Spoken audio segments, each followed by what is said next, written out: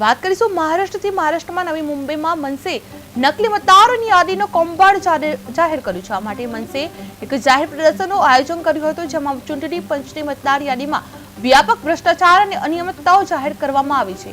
પ્રદર્શન દરમિયાન ફોટોગ્રાફ્સ અને દસ્તાવેજો દ્વારા બતાવવામાં આવ્યું છે કે કેવી રીતે શૌચાલય, પામ બીચ રોડ, તત્કાલીન કમિશનરની ઓફિસ અને અન્ય સ્થળોના નામોની નોંધણી નકલી મતદારો તરીકે કરવામાં આવી છે। મનસેએ જણાવ્યું હતું કે આ પ્રદર્શનનો હેતુ નવી મુંબઈના રહેવાસીઓને જાગૃત કરવો અને વહીવટીતંત્રની બેદરકારી સામે जनजागृती लावी छे। आता वाटायला लागले, कारण लोकसभेला हे वाटत नव्हतं, पण ज्या प्रकारे विधानसभेनंतर कळायला लागलं की 96 लाख मतदार, दुबार मतदार जे महाराष्ट्रात घुसवले गेले आहेत, म्हणजे 36,000 तर मला वाटतं राजूदादांच्या मतदारसंघातच सापडले त्यातले आत्तापर्यंत।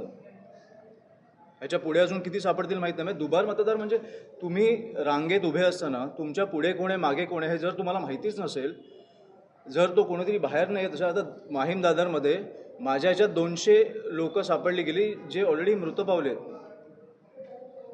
त्यांचे नाव अजूनही मतदार यादीत आहेत। त्यांच्या जागेवर कोण येतं हे आपल्याला माहिती तर पाहिजे। निवडणूक आयोगाने स्वतः एक प्रेस कॉन्फरन्स घेतली आणि त्यामध्ये त्या प्रेस कॉन्फरन्सबद्दल मला बोलायचं की ज्या पत्रकारांनी त्यांना स्पष्टपणे विचारलं ना, त्यांचे तर पहिले अभिनंदन।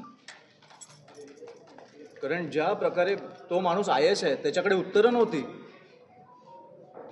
तो महाराष्ट्र निवडणुकीचा आयुक्त आहे, त्याच्याकडे उत्तरं नव्हती। तुम्ही निवडणूक घाईघाईत लावताय, तुम्हाला पत्रकार प्रश्न विचारतात, त्याची उत्तरं नाहीत तुमच्याकडे। हा विषयच मला कळला नाहीये की कुठची घाई आहे तुम्हाला अशी। आता वाटायला लागले, कारण लोकसभेला हे वाटत नव्हतं, पण ज्या प्रकारे विधानसभेनंतर कळायला लागलं की 96 लाख मतदार, दुबार मतदार